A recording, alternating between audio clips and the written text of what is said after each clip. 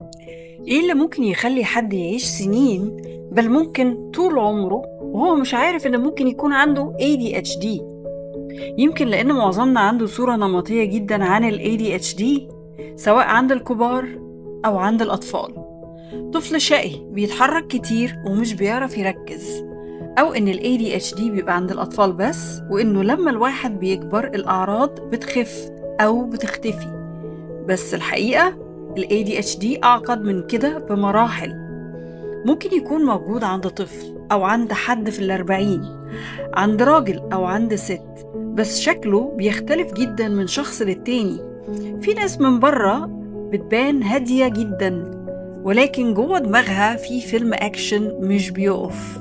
وفي ناس ال ADHD بيبان عندها أكتر في النسيان أو في التأجيل أو التشتت أو الإحساس الدائم إن كل حاجة فوق دماغها. وعشان كده ناس كتير ممكن أصلا ما تاخدش بالها إن ال ADHD جزء من اللي هي عايشاه. في القناة دي هتكلم عن ال ADHD بشكل بسيط ومباشر ومن واقع شخصي، وده طبعا مش بديل عن دكتور أو متخصص، بس يمكن يساعدك تفهم نفسك شوية.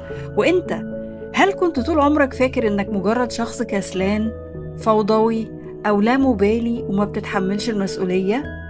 وبعدين بدأت تشك إن ممكن يكون في سبب تاني، وإنك كنت فاهم نفسك غلط السنين دي كلها؟